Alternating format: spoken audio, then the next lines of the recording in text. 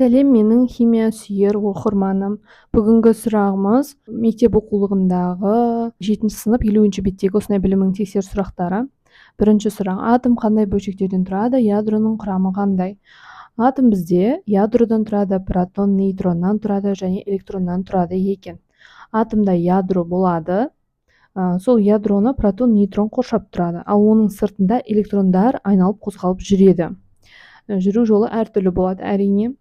S, P деген сияқты әртүрлі жүру жолымен қозғалып өтеді. Мінекей осы сұраққа, бірінші сұраққа жазбаша түрде жауап берсеңіз болады. Екінші сұрақ: алюминий, кальций, мырыш, йод элементтерінің ядро заряды мен электрон саны қандай? Оны мен жазып көрсететін боламын. Бірінші алюминий элементі үшін алюминий бізде ядро заряды және электрон саны деп тұр. Ядро заряды бізде сәйкесінше оның реттік нөміріне тең болады. Менделеевтің кестесінде, периодтық кестесінде алюминий элементі 13-ші реттік нөмірде орналасқан, сондықтан да оның заряды плюс 13 болады. Электрон саны бізде осы ядро зарядына тең болады. Яғни біз 13 электрон деп жазамыз. Электрон. Е деген электрон және минус заряды, электрон заряды минус болады екен. Теріс болады екен. Сонда бізде алюминийдің атом ядро заряды плюс 13, электрон саны 13 электрон болады екен. Келесі бізде кальций үшін. Кальцийдің реттік нөмірі периодтық кестеде 20, сондықтан да ядро заряды плюс 20 деп жазады екенбіз. Реттік нөміріне тең болады ядро заряды, ал электрон саны осы реттік нөміріне, ядро зарядына біздің электрон саны тең болады екен. Сонда 20 электрон. Электронның теріс таңбалы болады, яғни минус болады. Электрон Е төбесінде Е минус болады екен. Келесі мырыш деп тұр. Цинк үшін. Цинк бізде 30-шы реттік нөмірде орналасқан. Ядро заряды плюс 30 және де электрон саны 30 электрон болады екен. Йод үшін. Йод бізде 53-ші реттік нөмірінде орналасқан периодтық жүйеде. Плюс 53 деген ядро заряды. Ядро заряды плюс 53 реттік нөміріне тең ядро заряды. Электрон саны 53 электрон болады екен. Осылай жауап береміз. Екінші сұрақтың жауабы шықты. Келесі үшінші сұрақ. Үшінші сұрақта атомның құрамындағы 14 протон, 14 нейтрон және 14 электрон болатын химиялық элементті білесің бе? Атомдық массасы мен ядро зарядын анықтай аласың ба? Бұл химиялық элемент қай периодта және қай топта орналасқан деп айтылған. Бұл сұраққа келесіде жауап беретін боламыз. Бұл әрине өзі 14, яғни нейтроны, протоны, электроны 14 деп тұр. Бізде 14-ке 14-ті қосқан кезде біз нейтронды анықтағанда оның МР-нан оның реттік нөмірін азайту арқылы нейтронды анықтаған болатынбыз. Сол сияқты бұл жерде керісінше қосқан кезде 28 деген сан шығады. Бұл деген сөз бізде силициум, 28 ол оның МР 28, ал оның реттік нөмірі 14-ке тең. Периодтық жүйені қарайтын болсақ, 14-ке тең. Силициум үшін бізде 14 протон, 14 нейтрон, 14 электрон болады екен. Көрінбей қалды. Протон, нейтрон. Және де силициум бізде қай орында тұрғанын көрсетейін. Мына жерде силициум 14 бізде 3-ші периодта орналасқан, 4-ші А топшасында орналасқан силициум. Осылай жазып қойсаңыз болады. Келесі 4-ші сұрақ. Мына атом ядроларының құрамына неше протон және неше нейтрон кіреді? Алюминий 27, 13 деп жазылған. Протон, нейтрон анықтау керек.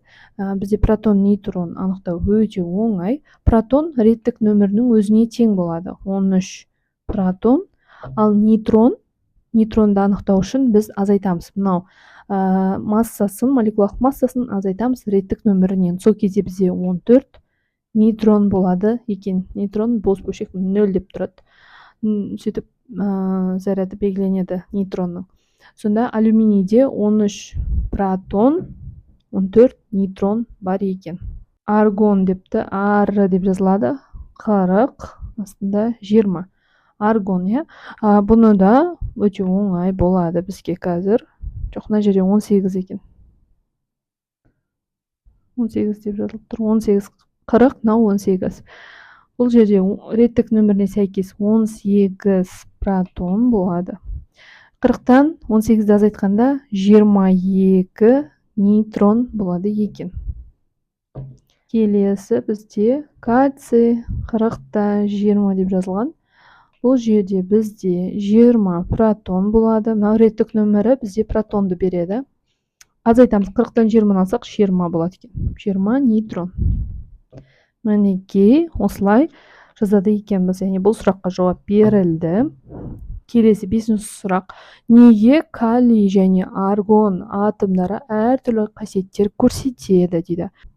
40, 19, ал аргон 40-та 18. 18. Бұл жерде екеуінде ұқсастық бар әрине. Бұлардың яғни молекулалық массалары бірдей, 40-40 деп тұр, және де орындары да өте жақын. Біреуі 18, біреуі 19. Алайда бұлардың қасиеттері әртүрлі қасиет көрсетеді. Қалай десеңіз, бұл жерде калий бізде 1-ші топта орналасқан, ал аргон 8-ші топта орналасқан. Бұл деген сөз оның валенттік электронында болып табылады. Бұл жерде калий бізде, калийдің ядро заряды плюс 19. 19-ға дейін біз электрондарды жасқамыз. Калий бізде 3-ші периодта орналасқан. Жоқ, 4-ші периодта орналасқан. Сондықтан да бізде 4 деңгей болады. 2, 8, 8, 18, мынада 1.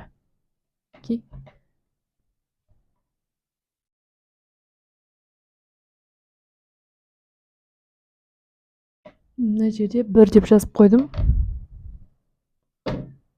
Ал мынау аргонда 18-ші реттік нөмір, оның заряды 18. Аргон бізде 3-ші периодта орналасқан, 3 деңгейі болады. 2, 8, 8, 10, 18. Мына сан шығып тұр, мынада 19 шығып тұр қосқан кезде. Бізде дұрыс. Бұл жерде, яғни айтайын деп отырған, ең сыртқы қабаты валенттік қабатындағы электрондарға қараймыз. Бұл жерде 8-ге толығымен аяқталған, яғни бұл деген сөз, бұл ешқандай реакцияға түсе алмайды деген сөз. Реакцияға түсуге қабілетсіз деген сөз. Өйткені соңғы электронды қабаты толығымен 8-ге жеткен. Ал кез келген элемент өзінің соңғы сыртқы валенттік қабатын 8-ге жеткізуге тырысады. Немесе, мысалы, мына жерде 1 болса, осыны беріп жіберіп, соңғы қабатын 8-ге толықтыруға тырысады екен, иә? 1-ді беріп жіберген кезде бізде мына жерде 0 қалады ғой. Сол сияқты мына жерде бізде соңғысында 1 болып тұр. Сондықтан да мына жерде калий реакцияға түскен кезде мына 1 электронын беріп жіберіп, мына жерде 0 болады дағын, соңғы қабаты 8-бен аяқталады. Яғни бұл жерде тотықсыздандырғыш қасиет атқарып тұр. Ал аргон бізде еш нәрсемен реакцияға түсе алмайды, өйткені оның сыртқы қабаты 8-бен аяқталып, реакцияға түсу қабілеті жоқ екендігін көруге болады. Яғни осылай біз қасиеттерін салыстыра алады екенбіз. Яғни бізде аргон реакцияға түсе алмайды, өйткені 8-ші топта орналасқан, оның валенттік электрондары толығымен 8-ге жеткен, иә? Оның реакцияға беретін ешқандай артық электрондары жоқ деген сөз. Ал бізде калий өзінің 1 электронын беріп жіберу арқылы реакцияға шабытты түрде әрекеттесе алады. Яғни тотықсыздандырғыш қасиет көрсетеді екен. Осылай біз оның қасиеттерін айқын көре алады екенбіз. Яғни электрондық құрылыстарын жазу арқылы біз олардың қасиеттеріне айқын көз жеткізе алады екенбіз. Және де 6-шы сұрақ келесідей жазылған. Неге дейтерийлі суды D2O ауыр су деп атайды? Жеңіл және ауыр судың қасиеттерін салыстыру атты хабарлама дайында. Мен келесідей етіп дайындап қойдым. Паузаға қойып, жақсылап көшіріп алыңыздар. Және де жақсылап түсініп алсаңыздар. Қараңыздар достар, мен осылай түсінікті болу үшін Wordқа жазып дайындап қойдым, және астында салыстырулары да бар. Дейтери деп отқанымыз жаңағы ауыр суды айтады екенбіз. Салыстырған кезде олардың қасиеттерінде де біршама айырмашылықтар бар екен. Оның өзі ауыр судың шынымен де ауыр екендігін, соған байланысты оның қасиеттері де басқаша болатындығын көруге болады. Осы жазылған мәліметтерді жазып, осындай хабарлама жазсаңыздар болады. Егер қосам десеңіз, тағы да қосымша жазсаңыздар болады. Назар қойып тыңдағандарыңыз үшін рахмет.